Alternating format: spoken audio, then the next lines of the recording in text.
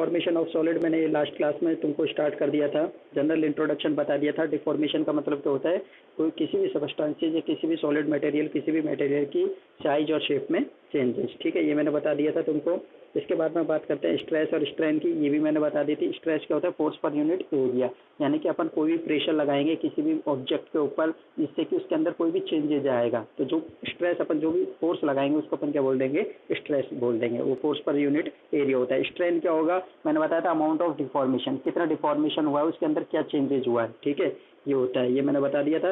इसके बाद में इलास्टिक मॉड्यूल्स, ये भी मैंने बता दिया था। इलास्टिक मॉड्यूल्स मैंने बताया था तुमको, इलास्टिक मॉड्यूल्स क्या होता है, स्ट्रेस रेशो होता है किस किस का, स्ट्रेस और स्ट्रेन का। अब देखो स्ट्रेस और स्ट्रेन दोनों चीजें तुम्हारे दिमाग में पहले क्लियर होनी चाहिए। स्ट्रेस क्या हो गया, फोर्स हो गया, ठीक है, और स्ट्रेन क्या हो गया, जो डिफॉर्मेशन होगा उसको अपन क्या बोल देंगे, स्ट्रेन बोल देंगे, ठीक है, अमाउंट ऑफ डिफॉर्मेशन होगा उसको अपन क्या बोल देंगे, स्ट्रेन बोल देंगे, ठीक है। तो इन दोनों के रेशो को अपन क्या बोल दिया, इलास्टिक मॉड्यूल्स बोल दिया, जो कि फोर्स पर यूनिट डिफॉर्मेशन होता है, ठीक है, फोर्स पर यूनिट डिफॉर्मेशन होता है। अब मैंने इसमें एक तुमको रफ डाटा से मैंने बताया था कि जब स्ट्रेस की वैल्यू रख के कोई भी और स्ट्रेन की वैल्यू रख के मैंने बताया था कि लार्ज इलास्टिक मॉड्यूल्स है, अगर लार्ज इलास्टिक मॉड्यूल्स है तो वो उसको अपन डिफॉर्म इजीली नहीं कर सकते, यानी कि डिफिकल्ट टू डिफॉर्म होगा वो, ठीक है। लार्ज इलास्टिक मॉड्यूल्स का मतलब क्या होगा, देखो लार्ज इलास्टिक मॉड्यूल्स के अंदर कोई भी, मैंने तुमको ध्यान है जैसे मैंने रखा था स्ट्रेस 10 और स्ट्रेन रखे 2, तो वैल्यू कितनी आएगी, 5 आएगी, ठीक है। और स्ट्रेस की जगह जैसे मैं एक मिनट यहाँ पे पेन ले लेता हूँ, स्ट्रेस जैसे 10/2 रखते हैं, ठीक है, वैल्यू कितनी आ रही है, 5 आ रही है, ठीक है। और दूसरी वैल्यू में रखते हैं अपन, मान के चलो मैं नीचे यहाँ पे रख रहा हूँ 10/5, ठीक है, इसमें वैल्यू कितनी आएगी, 2 आएगी, ठीक है। तो यहाँ पे देखो इलास्टिक मॉड्यूल्स के कौन सा ज़्यादा, ये 5 है ना, यहाँ पे इलास्टिक मॉड्यूल्स 5 आ रहा है, ऊपर स्ट्रेस हो गया, नीचे हो गया स्ट्रेन हो गया, ठीक है। तो स्ट्रेन की वैल्यू देखो यहाँ पे कितना है, 2 है ना, स्ट्रेन की वैल्यू, स्ट्रेन की वैल्यू यहाँ इसके अंदर 2 है, और जबकि इलास्टिक मॉड्यूल्स की वैल्यू कितनी आई है, यहाँ पे 5 आई है, ठीक है। इलास्टिक मॉड्यूल्स की वैल्यू 5 आई है, इसके कंपैरिजन में इस वाले 2 के कंपैरिजन में इसकी वैल्यू ज़्यादा है, 5 है, ठीक है। तो यहाँ पे अपन कह सकते हैं देखो स्ट्रेन की वैल्यू 2 है, तो स्ट्रेन क्या है, अमाउंट ऑफ डिफॉर्मेशन, यानी कि अमाउंट ऑफ डिफॉर्मेशन यहाँ पे क्या है, कम है ना। अमाउंट ऑफ डिफॉर्मेशन कब है, जब इलास्टिक मॉड्यूल्स की वैल्यू ज़्यादा है। तो अपन कह सकते हैं अगर इलास्टिक मॉड्यूल्स जितना ज़्यादा होगा ना, उतना ही अमाउंट ऑफ डिफॉर्मेशन कम होगा, ठीक है। यानी कि जितना इलास्टिक मॉड्यूल्स होगा, अपन किसी भी जो सब्सटेंसेज होगा अपन उसको डिफॉर्म नहीं कर सकते, उसकी जो शेप और साइज रहेगा वो एज इट इज रहेगा, ठीक है, अगर इलास्टिक मॉड्यूल्स बहुत ज़्यादा होगा तो। अगर मान के चलो अब देखो यहाँ पे इलास्टिक मॉड्यूल्स कितना है, 2 है, ठीक है, 2 है, और यहाँ पे अमाउंट ऑफ स्ट्रेन की वैल्यू कितनी है, 5 है, यानी कि ज़्यादा है ना इस 2 से, इस वाले 2 से ज़्यादा है, तो अपन कह सकते हैं यहाँ पे इलास्टिक मॉड्यूल्स की वैल्यू कितनी है, 2 है, जबकि स्ट्रेन की वैल्यू यानी कि अमाउंट ऑफ डिफॉर्मेशन की वैल्यू ज़्यादा है, यानी कि अपन कह सकते हैं इलास्टिक मॉड्यूल्स कम है तो डिफॉर्मेशन ज़्यादा हो रहा है। क्लियर है बात, तो ये चीज़ क्लियर होगी, ठीक है। इसके बाद में बात करते हैं हुक्स लॉ की। हुक्स लॉ मैंने बताया था स्ट्रेस, अब इलास्टिक मॉड्यूल्स के अंदर पढ़ेंगे फर्स्ट अपन ये हुक्स लॉ। हुक्स लॉ को मैंने बता दिया पिछली क्लास में, मैं तुमको एक्सप्लेन कर चुका हूँ, इसलिए मैं थोड़ा सा फास्ट जल्दी एक बार रिवाइज करने के पर्पज से कर रहा हूँ। तो हुक्स लॉ क्या होता है, स्ट्रेस डायरेक्टली प्रोपोर्शनल होगा स्ट्रेन के, ठीक है, ये दोनों आपस में डायरेक्टली प्रोपोर्शनल होंगे, यानी कि अपन स्ट्रेस बढ़ाएंगे तो स्ट्रेन बढ़ता जाएगा। लेकिन ठीक है, अपन इसको क्या है कि देखो हुक्स लॉ की अगर अपन बात करें तो इसको इलास्टिक या फिर यंग्स मॉड्यूल्स भी बोलते हैं, इलास्टिक या यंग्स मॉड्यूल्स भी बोलते हैं, ठीक है। अब अपन ने तो पढ़ लिया कि स्ट्रेस डायरेक्टली प्रोपोर्शनल है स्ट्रेन की, यानी कि अपन स्ट्रेस को बढ़ाएंगे तो स्ट्रेन बढ़ता चला जाएगा, ठीक है। अब देखो इस ग्राफ में देखो, ये ग्राफ जो है इसमें स्ट्रेस और स्ट्रेन के बीच में ग्राफ बनाया गया है, ये एक्स एक्सिस हो गया, ये वाई एक्सिस हो गया, एक्स एक्सिस पे स्ट्रेन लिया है और वाई एक्सिस पे स्ट्रेस लिया है, ठीक है। अब देखो इन दोनों के बीच में जो अपन ने ग्राफ बनाया, तो हुक्स लॉ के अकॉर्डिंग क्या है, स्ट्रेस डायरेक्टली प्रोपोर्शनल है स्ट्रेन, यानी कि लीनियर कर्व आएगा। अब देखो यहाँ तक इस पॉइंट की अगर अपन बात करते हैं, अभी ऊपर का ये भूल जाओ, ठीक है, ये वाला पार्ट भूल जाओ, यहाँ लीनियर कर्व आ रहा है, अगर ये ऊपर का नहीं देखे तो ये लीनियर कर्व आ रहा है, इससे क्या पता लग रहा है कि अपन स्ट्रेस बढ़ा रहे हैं तो स्ट्रेन भी बढ़ रहा है। स्ट्रेन बढ़ रहा है इसका मतलब क्या हो रहा है, डिफॉर्मेशन हो रहा है, ठीक है, डिफॉर्मेशन हो रहा है। जैसे कि समझो एक रबड़ बैंड है, रबड़ बैंड को अपन ने खींचा, ये म्यूट करो भाई, किसका है, रबड़ बैंड को खींचा, रबड़ बैंड को खींचने पे क्या होगा, वो खींचता चला जाएगा, यानी कि डिफॉर्मेशन हो रहा है, उसका साइज क्या हो रहा है, बढ़ रहा है।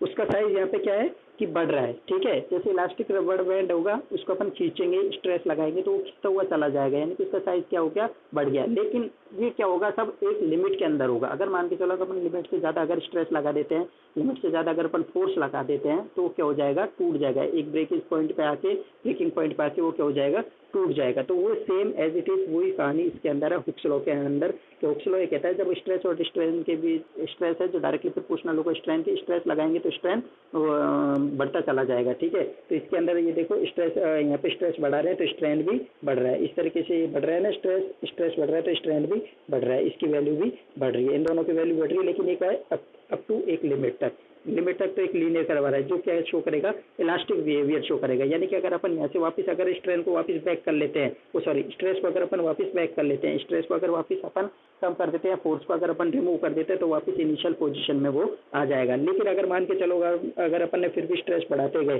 ठीक है, तो स्ट्रेस बढ़ाने पे क्या हो जाएगा, ये एक इलास्टिक लिमिट है, इसके बाद में अगर अपन और स्ट्रेस बढ़ाए तो यहाँ पे क्या हो जाएगा, ब्रेकिंग पॉइंट आ जाएगा। तो इस पॉइंट को अपन क्या बोलेंगे, ब्रेकिंग पॉइंट बोलेंगे। इसके बाद में क्या हो जाएगा कि वो टूट जाएगा, ठीक है, वापस इनिशियल पोजीशन में नहीं आएगा, रिवर्सिबल प्रोसेस नहीं होगा, ये इरिवर्सिबल हो जाएगा इसके बाद में। तो क्लियर है ये हुक्स लॉ। अब देखो इसके बाद में ये हो गया इलास्टिक लिमिट, और इस पे यहाँ पे क्या होती है कि यील्ड स्ट्रेंथ आती है, ठीक है।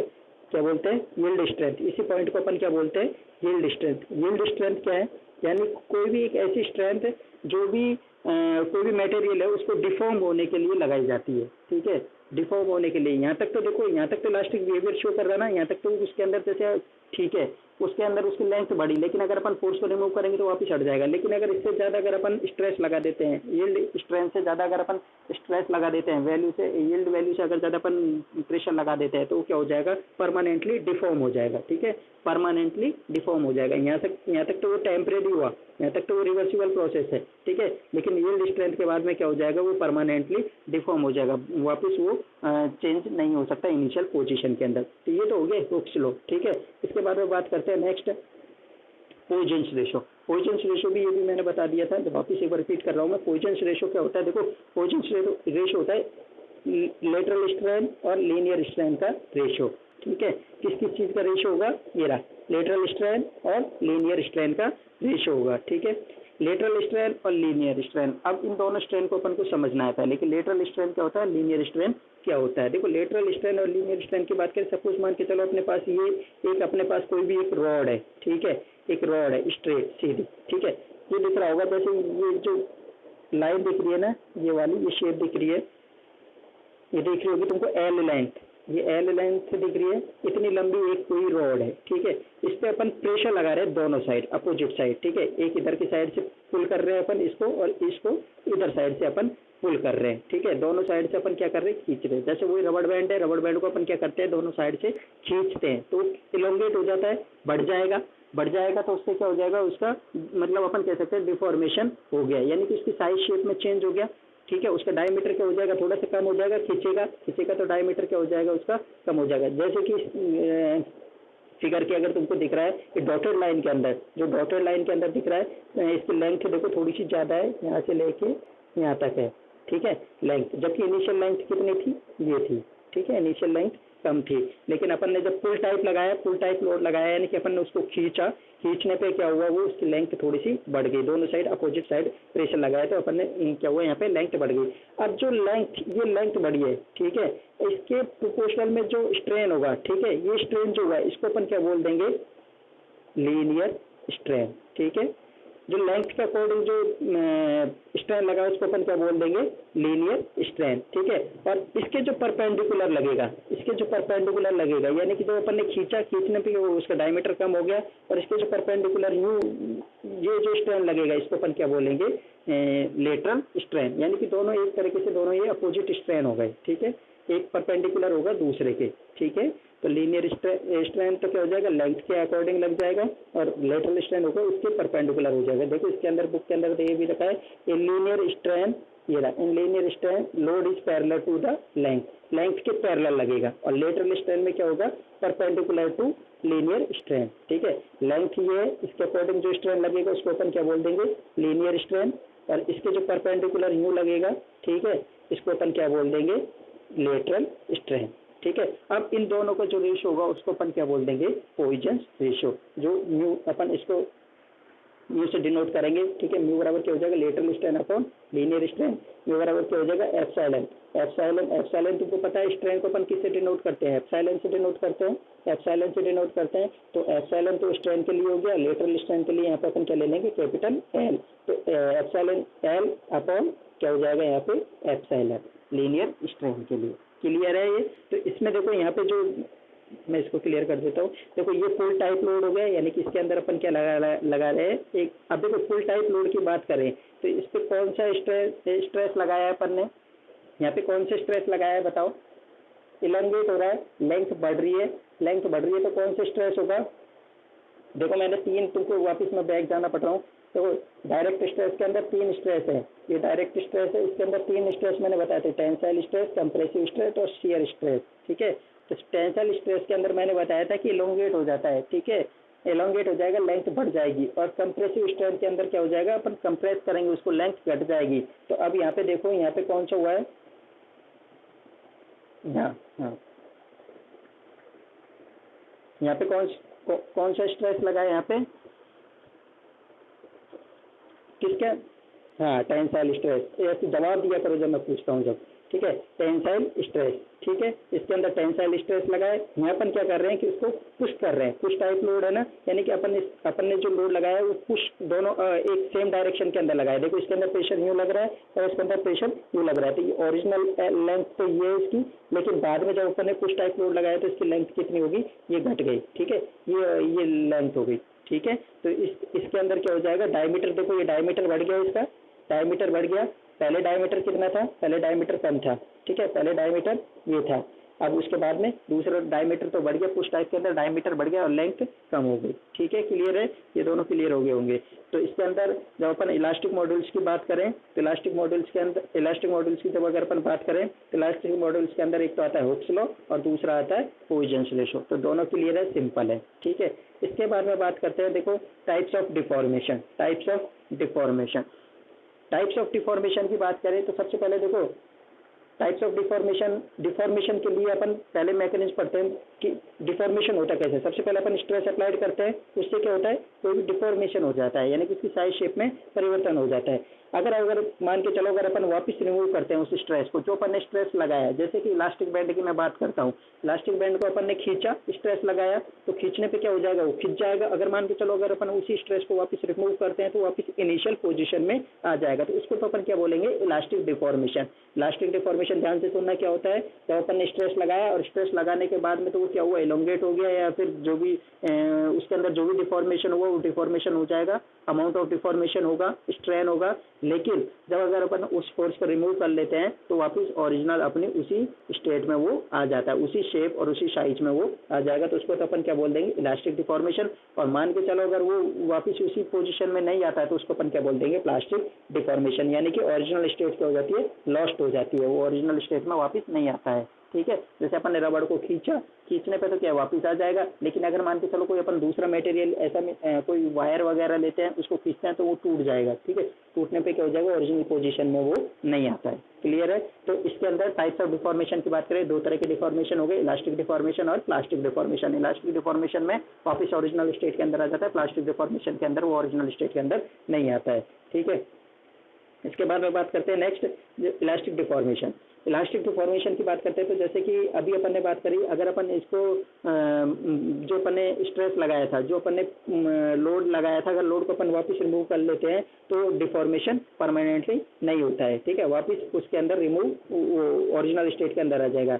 व्हेन ए लोड इज, देखो इसके अंदर डिफेक्ट है, when a load is applied और and remove, no permanent deformation has occurred, ठीक है, no permanent deformation has occurred, permanent deformation नहीं होता है। जबकि प्लास्टिक डिफॉर्मेशन के अंदर क्या हो जाएगा, फोर्स को रिमूव करेंगे तो ये क्या है, इरिवर्सिबल फिनोमिना है, इरिवर्सिबल है, यानी कि वापस अपन रिवर्स नहीं कर सकते, रिवर्स यानी कि चेंज नहीं कर सकते, वापस चेंज नहीं कर सकते, तो यहाँ पे क्या हो जाएगा, परमानेंट डिफॉर्मेशन हो जाएगा, ठीक है। अब इलास्टिक डिफॉर्मेशन की वापस बात करते हैं तो इलास्टिक डिफॉर्मेशन के, देखो इलास्टिक डिफॉर्मेशन के अगर एग्जाम्पल की बात करें तो इसके अंदर आता है मेटल्स होती है, ठीक है, कुछ स्पेसिफिक टाइप की मेटल्स होती है, रबर्स होते हैं, पॉलीमर्स होते हैं, ठीक है। ये कुछ जैसे रबर्स होते हैं, लॉन्ग चेन मॉलिक्यूल्स होते हैं, उनको अपन खींचेंगे रबड़ को तो वापस अपनी ओरिजिनल पोजीशन में आ जाता है। हो गया नो परमानेंट डिफॉर्मेशन। ठीक है, दूसरा अपन इसके एग्जाम्पल बता दिए। अब थर्ड पॉइंट की बात करते हैं। देखो इलास्टिक डिफॉर्मेशन सॉलिड के अंदर क्या होता है, प्रेशर में जो चेंजेस होता है उसकी वजह से होता है। देखो प्रेशर में चेंजेस की वजह से होता है, लेकिन इलास्टिक डिफॉर्मेशन जो डिपेंड करता है, ठीक है, किसके ऊपर डिपेंड करता है, एक तो केमिकल बॉन्डिंग के ऊपर और दूसरा स्ट्रक्चर ऑफ सॉलिड, इसकी सॉलिड की स्ट्रक्चर कैसी है और उसकी केमिकल बॉन्डिंग के ऊपर डिपेंड करता है। जैसे मान के तो इसमें ध्यान रखना इलास्टिक डिफॉर्मेशन की अगर अपन बात करते हैं तो इलास्टिक डिफॉर्मेशन के अंदर एक तो हो गया नो परमानेंट डिफॉर्मेशन हो गया, उसके एग्जाम्पल हो जाएंगे। ठीक है, दूसरा क्या हो जाएगा, तीसरे अगर अपन बात करते हैं तो ये डिपेंड करेगा किसके ऊपर, केमिकल बॉन्डिंग के ऊपर और स्ट्रक्चर ऑफ सॉलिड के ऊपर डिपेंड करेगा। ठीक है, स्ट्रक्चर ऑफ सॉलिड के ऊपर डिपेंड करेगा। अब नेक्स्ट बात करते हैं आइडियल डिफॉर्मेशन की। आइडियल डिफॉर्मेशन की बात करते हैं तो आइडियल डिफॉर्मेशन कैसा होता है। देखो आइडियल डिफॉर्मेशन अपन इलास्टिक डिफॉर्मेशन की बात करें और इलास्टिक डिफॉर्मेशन के अंदर अगर अपन आइडियल डिफॉर्मेशन की बात करेंगे तो कैसा होगा, जो कि जैसे कि अपन ने रबड़ को खींचा, खींचने पे तुरंत तो क्या हो गया, डिफॉर्म हो गया, यानी कि उसकी साइज बढ़ गई, और छोड़ा तो तुरंत क्या हो गया, वो ओरिजिनल पोजीशन में आ गया। तो अपन कह सकते हैं इंस्टेंटेनियसली वो मतलब कि तुरंत प्रभाव से तुरंत ही वो क्या है चेंजेस उसके अंदर चेंजेस हो जाएं। ठीक है, तो इसके अंदर आइडियल डिफॉर्मेशन क्या होगा, तुरंत ही वो क्या है कि अपनी ओरिजिनल, जब अपन फोर्स को रिमूव करेंगे तो ओरिजिनल पोजीशन में वो तुरंत आ जाए। ठीक है, तुरंत अपनी पोजीशन ओरिजिनल पोजीशन के अंदर आ जाए। ठीक है, तो इसको अपन क्या बोल देंगे, आइडियल डिफॉर्मेशन बोल देंगे। नेक्स्ट बात करते हैं प्लास्टिक डिफॉर्मेशन की। प्लास्टिक डिफॉर्मेशन की बात करते हैं तो प्लास्टिक डिफॉर्मेशन में क्या होगा, परमानेंटली डिफॉर्मेशन होगा। उसके अंदर जब एक बार अपन ने उसकी स्टेट या साइज को अगर अपन ने फोर्स अप्लाई किया किसी भी मटेरियल के ऊपर तो उसकी स्टेट और साइज क्या हो जाएगी, परिवर्तन हो जाएगी। उसके स्टेट और साइज के अंदर क्या हो जाएगा, परमानेंटली परिवर्तन होगा। तो इसको अपन क्या बोल देंगे, इरिवर्सिबल प्रोसेस है ये। ठीक है, वापिस चेंज नहीं हो सकता। ठीक है, अब देखो इसके अंदर एक आता है visco elastic material. Visco elastic material क्या होता है, दिख रहा है ना, visco elastic material. Visco elastic material क्या होता है, विस्को इलास्टिक मटेरियल क्या होता है, इसके अंदर दोनों टाइप की प्रॉपर्टी पजेस होती है। देखो इलास्टिक की भी और विस्कस है तो यानी कंसंट्रेटेड है। इलास्टिक का मतलब क्या हो गया, यानी कि खींचेंगे छोड़ेंगे वापस अपनी पोजीशन के अंदर आ जाएगा। ठीक है, तो अपन इसके अंदर कह सकते हैं, देखो विस्को इलास्टिक मटेरियल की अगर अपन बात करते हैं तो इसके अंदर रिकवरेबल और परमानेंट डिफॉर्मेशन दोनों डिफॉर्मेशन होते हैं, यानी कि वो वापस रिकवरी भी हो सकता है और परमानेंट डिफॉर्मेशन भी हो सकता है, दोनों एक साथ होते हैं। ठीक है, लेकिन ये करता है किसके ऊपर डिपेंड करता है, टाइम के ऊपर डिपेंड करता है। टाइम के ऊपर डिपेंड कैसे करता है, मान के चलो कोई भी एक ऐसा अपन मटेरियल लेते हैं, कोई भी अपन एक ऐसा कोई मटेरियल लिया अपन ने, लेने पे अपन ने उसको क्या किया, अपन ने उस पर मान के चलो सपोज फुल टाइप अपन ने लोड लगाया, यानी कि अपन ने उसको खींचा। खींचने के बाद में अब अपन कितनी देर तक उसको रखते हैं उसी पोजीशन के अंदर, यानी कि स्ट्रेस लगा के अपन ने उसको कितनी देर तक रखा। अब मान के चलो अगर बहुत ज़्यादा टाइम हो गया, बहुत ज़्यादा टाइम होगा तो उससे क्या होगा, वो उसी पोजीशन में वो रह जाएगा, वापस चेंज नहीं होगा। और सपोज मान के चलो अपन ने खींचा और खींचते ही अपन ने तुरंत छोड़ दिया, अपन ने ज़्यादा टाइम नहीं लिया तो वापस क्या हो जाएगा, ओरिजिनल पोजीशन के अंदर आ जाएगा। तो इसके अंदर दोनों नेचर हुए। ठीक है, वो क्या हुआ, रिवर्स, जैसे अपन ने टाइम नहीं लिया, कम टाइम लिया, तुरंत छोड़ा, तो छोड़ने पे क्या हुआ, वो अपने इनिशियल पोजीशन पे आ गया। ठीक है, और अपन ने मान के चलो सपोज टाइम ज़्यादा लिया तो वो क्या हो गया, इनिशियल पोजीशन में ना आके जो उसकी पोजीशन थी आफ्टर स्ट्रेस वो ही रह जाएगी। ठीक है, तो इसके अंदर दोनों डिफॉर्मेशन होते हैं विस्को इलास्टिक मटेरियल के अंदर। ध्यान रख, बात करते हैं तो क्रिस्टलाइन मैटर में क्या हो जाएगा, यहाँ पे जो डिफॉर्मेशन होगा वो किसके थ्रू होगा, स्लिप के थ्रू होगा। ठीक है, डिफॉर्मेशन जो होगा जो किसके थ्रू होगा, स्लिप मोड के थ्रू होगा। यानी स्लिप के अंदर क्या होता है, मोशन ऑफ डिसलोकेशन होती है। यानी कि इसके अंदर क्या होता है, जैसे देखो मैं जब अपन कोई भी इस रोड के ऊपर जब अपन स्ट्रेस लगाएंगे, ठीक है, स्ट्रेस लगाने पे क्या हो जाएगा, जब अपन फोर्स लगाएंगे तो इस तरीके से टूटेगा, ये टूटने पे क्या हो जाएगी, अपनी ओरिजिनल पोजीशन पे हो जाएगी, उसकी लॉस्ट हो जाएगी और ये डिसलोकेट हो जाएंगे अपनी पोजीशन से। ठीक है, जैसे ये वाला जो पार्ट होगा वो अपनी पोजीशन से, इस पोजीशन से डिसलोकेट होकर थोड़ा सा इधर उधर हो जाएगा। ठीक है, थोड़ा इधर की टाइप मूव कर जाएगा या फिर इधर की टाइप मूव करेगा। इसी तरीके से जो ये वाला पार्ट होगा वो क्या करेगा, वो भी अपनी ओरिजिनल पोजीशन जो होगी उससे डिसलोकेट हो जाएगा, जो ओरिजिनल लोकेशन है उससे डिसलोकेट हो जाएगा, हट जाएगा। ठीक है, तो इसमें ध्यान रखना क्रिस्टलाइन के अंदर क्या होता है, स्लिप फिनोमिना होता है। जिसके अंदर क्या होता है, मोशन ऑफ डिसलोकेशन होता है, यानी कि जब अपन फोर्स लगाते हैं तो फोर्स लगाने पे क्या होती है, जो मटेरियल होता है उसके मॉलिक्यूल्स जो होते हैं वो डिसलोकेट हो जाते हैं अपनी पोजीशन के अंदर से, पोजीशन से, ठीक है। और दूसरा अपन बात करते हैं अमोर्फस के अंदर। अब देखो अमोर्फस की अगर अपन बात करें, जैसे मान के चलो कोई भी NaCl सोडियम क्लोराइड का सॉलिड स्टेट है तो वो अमोर्फस नेचर का होता है, ठीक है, प्रॉपर उसकी एक स्ट्रक्चर नहीं होती उसके अंदर, ठीक है। तो जब अपन अमोर्फस की बात करते हैं, कोई भी अमोर्फस मटेरियल की बात करेंगे तो उसके अंदर जब अगर अपन फोर्स लगाते हैं, ठीक है, तो उसके अंदर जब शुरू में तो क्या है वो फ्लो करेगा, लेकिन जब अगर अपन उसके ऊपर फोर्स लगा देंगे तो क्या होंगे, एक दूसरे के ऊपर क्या होंगे, जो मॉलिक्यूल्स होंगे जो स्लाइड करेंगे, ठीक है, एटम्स जो होंगे जो एक दूसरे के ऊपर क्या करेंगे, स्लाइड करेंगे, एटम स्लाइड वन अनदर। ये देखो एटम्स और ion slide past one another, ठीक है, एक दूसरे के ऊपर स्लाइड करेंगे। जैसे मान के चलो जैसे इस तरीके से उसके अंदर मॉलिक्यूल्स या एटम्स अरेंज्ड है, ठीक है, और कोई जरूरी भी नहीं है कि एक प्रॉपर डायरेक्शन के अंदर ही अरेंज्ड हो ये, ठीक है, ये कोई ऐसा जरूरी नहीं है कि प्रॉपर डायरेक्शन के अंदर ही अरेंज्ड हो। जैसे इस तरीके से ये मॉलिक्यूल्स या एटम्स अरेंज्ड है, अब क्या होगा, जैसे अपन स्ट्रेस लगाएंगे ना तो ये मॉलिक्यूल एक दूसरे के ऊपर अटैच हो जाएंगे, ठीक है, एक दूसरे के ऊपर क्या करेंगे, ये स्लाइड करेंगे, जैसे कि ये वाला इसके ऊपर हो जाएगा, ये वाला इसके ऊपर हो जाएगा, तो किस तरीके से हो जाएगा, इस तरीके से, जैसे डबल बॉन्ड होता है ना उस टाइप में, और किसी भी डायरेक्शन में हो सकता है, किसी भी तरीके से ये अरेंजमेंट हो सकता है। अब तो देखो हैकेल इक्वेशन क्या होता है, देखो अब हैकेल इक्वेशन अगर जनरली अपन बात करें तो हैकेल इक्वेशन काम में ली जाती है टैबलेट फॉर्मुलेशन के दौरान, जब अपन कोई भी टैबलेट बनाते हैं उसके दौरान, ठीक है। तो वहाँ पे क्या करते हैं अपन, जब कोई भी टैबलेट बनाते हैं तो उसके अंदर अपन कंप्रेस करते हैं, ठीक है, उसको अपन क्या करेंगे, कंप्रेस करेंगे, कंप्रेशन फोर्स लगाएंगे। जैसे कि जो टैबलेट बनती है जनरली 3 मेथड से बनती है, ड्राई ग्रेनुलेशन, वेट ग्रेनुलेशन और डायरेक्ट कंप्रेशन मेथड। लेकिन एट लास्ट अपन को तीनों मेथड, अपन कोई सा भी मेथड काम में ले ले, ड्राई ग्रेनुलेशन ले ले, चाहे वेट ग्रेनुलेशन ले ले या फिर डायरेक्ट कंप्रेशन ले ले, एट लास्ट अपन को क्या करना होता है, उनको कंप्रेस जरूर करना होता है। डायरेक्ट कंप्रेशन के अंदर अपन पाउडर को कंप्रेस करेंगे, वेट ग्रेनुलेशन और ड्राई ग्रेनुलेशन के अंदर अपन क्या करेंगे, ग्रेन्यूल्स को ड्राई करेंगे, कंप्रेस करेंगे। तो उससे क्या होती है, जब अपन पंच करेंगे तो पंच करने पे क्या हो जाता है, टैबलेट फॉर्मुलेशन हो जाती है, टैबलेट फॉर्म हो जाएंगी, ठीक है। तो हैकेल इक्वेशन की जब अपन बात करते हैं तो हैकेल इक्वेशन किसके लिए अपन जनरली काम में लेते हैं, टैबलेट फॉर्मुलेशन के अंदर अपन इसको काम में लेते हैं। अब देखो टैबलेट फॉर्मुलेशन की अगर अपन बात करें तो हैकेल इक्वेशन के अंदर क्या होता है, फर्स्ट ऑर्डर काइनेटिक को फॉलो करता है, ठीक है, ये क्या करता है, फर्स्ट ऑर्डर काइनेटिक को फॉलो करता है। अब फर्स्ट ऑर्डर काइनेटिक क्या होती है, देखो फर्स्ट ऑर्डर काइनेटिक वो होती है जो जैसे कि कोई भी रेट ऑफ रिएक्शन है, ठीक है, कोई भी रिएक्शन हो रही है तो उसके अंदर अब जो रिएक्टेंट होगी उसकी कंसेंट्रेशन के ऊपर डिपेंड करेगी रेट ऑफ रिएक्शन, ठीक है, ध्यान से सुनना। कोई भी रेट ऑफ रिएक्शन है, कोई भी रिएक्शन हो रही है, उसके अंदर रिएक्टेंट है, रिएक्टेंट की कंसेंट्रेशन के ऊपर डिपेंड करती है रेट ऑफ रिएक्शन। अगर रिएक्टेंट की कंसेंट्रेशन अगर ज़्यादा होगी, रिएक्टेंट की अगर कंसेंट्रेशन ज़्यादा होगी तो रेट ऑफ रिएक्शन भी क्या हो जाएगी, ज़्यादा हो जाएगी, ठीक है, रेट ऑफ रिएक्शन भी क्या हो जाएगी, वहाँ पे ज़्यादा हो जाएगी। तो इसको अपन क्या बोलते हैं, फर्स्ट ऑर्डर काइनेटिक बोलते हैं, ठीक है, यानी कि किसके ऊपर डिपेंड कर रही है, कंसेंट्रेशन के ऊपर। कंसेंट्रेशन ज़्यादा है तो शुरू में एकदम से फास्ट रिएक्शन होगी वो, ठीक है। तो अपन कह सकते हैं कि जो हैकेल इक्वेशन है, हैकेल इक्वेशन किसको फॉलो करती है, फर्स्ट ऑर्डर काइनेटिक को।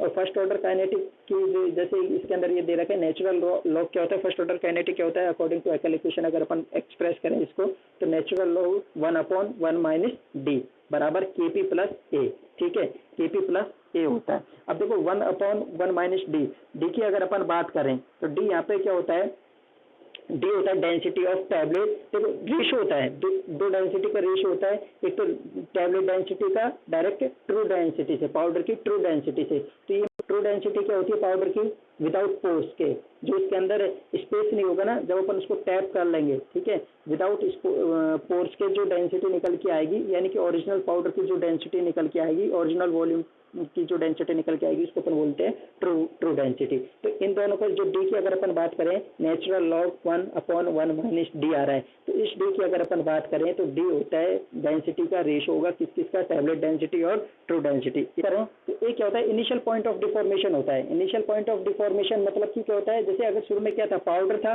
पाउडर को अपन ने कंप्रेस किया, टैबलेट के अंदर वो फॉर्म हो गया, यानी कि उसकी शुरू में तो पाउडर फॉर्म में था, बाद में क्या है कोई स्पेसिफिक शेप के अंदर आ जाएगी, तो यानी कि वहाँ पे क्या हुआ, डिफॉर्मेशन हुआ। तो इनिशियल पॉइंट ऑफ डिफॉर्मेशन का मतलब क्या हो जाएगा कि वहाँ पे जो डिफॉर्मेशन हुआ है उसको, जो मतलब कि डिफॉर्मेशन होना स्टार्ट हो गया, ठीक है, पाउडर किसके अंदर, टैबलेट के अंदर पड़ना लग गया, उसको अपन क्या बोल देंगे, ए, ठीक है। अब देखो इसमें देखो अलग अलग साइंटिस्ट हैं, उन्होंने अपने अलग अलग एक्सप्लेनेशन दी है, ठीक है। तो अपन कह सकते हैं हैकल इक्वेशन के अंदर क्या हो रहा है, डिफॉर्मेशन हो रहा है, डिफॉर्मेशन हो रहा है। लेकिन डिफॉर्मेशन कैसे हो रहा है, डिफॉर्मेशन की अगर अपन बात करें तो डिफॉर्मेशन यहाँ पे क्या हो रहा है, इनिशियल स्टेज से फाइनल स्टेट में जब जा रहा है तो यानी पाउडर डिफॉर्म होकर किसके अंदर कन्वर्ट हो रहा है, टैबलेट के अंदर, ठीक है। पाउडर किसके अंदर डिफॉर्म हो रहा है, टैबलेट के अंदर। तो यहाँ पे डिफॉर्मेशन हो रहा है ना, पाउडर शुरू में पाउडर फॉर्म में रहेगा, अमोर्फस फॉर्म में रहेगा, लेकिन बाद में किसके अंदर कन्वर्ट हो जाएगा, वो क्रिस्टलाइन फॉर्म के अंदर, यानी कि टैबलेट के अंदर वो कन्वर्ट हो जाएगा, ठीक है। तो यहाँ पे ये इक्वेशन आती है जो ट्रांजिशन होता है उसके लिए। अब देखो इसकी अगर अपन बात करें तो यहाँ पे जो सी होती है, कंसंट्रेशन अगर यहाँ पे अगर ज्यादा होगी तो यहाँ पे प्लास्टिक बिहेवियर को शो करेगा, ठीक है। सी की कंसंट्रेशन की वैल्यू अगर यहाँ पे ये सॉरी कांस्टेंट है, कांस्टेंट की वैल्यू अगर यहाँ पे ज्यादा होती है तो ये प्लास्टिक बिहेवियर को शो करेगा, और सी अगर लेस है तो ये किसको शो करेगा, ब्रिटल पाउडर बिहेवियर को शो करेगा। अब देखो हैकल इक्वेशन के अकॉर्डिंग तीन टाइप के मटेरियल होते हैं, टाइप ए बी सी, तीन टाइप के मटेरियल होते हैं, तीन टाइप के मटेरियल ए बी सी। देखो इसके ग्राफ की बात करते हैं। टाइप ए जो मटेरियल होते हैं वो कैसे होते हैं, सॉफ्ट होते हैं, ठीक है। टाइप ए मटेरियल कैसे होते हैं, सॉफ्ट होंगे, ठीक है।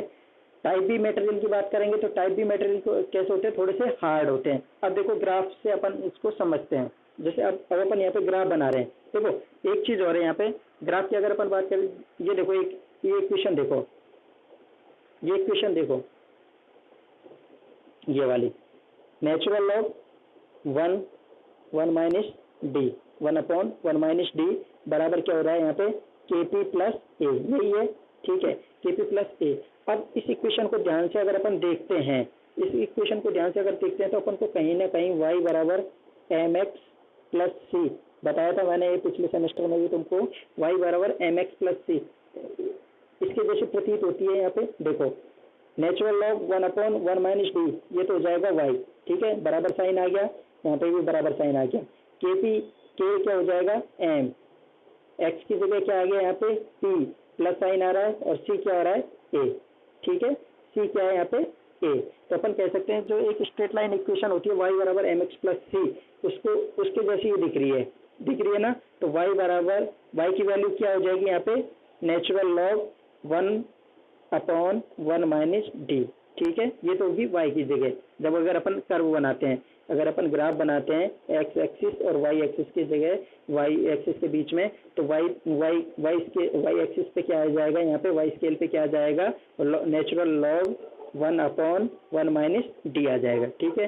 x एक्सिस पे क्या आ जाएगा, t, ठीक है, x एक्सिस पे क्या आ जाएगा, के पी प्लस ए है ना, तो x axis m x plus c हो जाएगा, तो x पे क्या आ जाएगा, या x की जगह क्या आ जाएगा, p आ जाएगा, यानी कि प्रेशर आ जाएगा, ठीक है।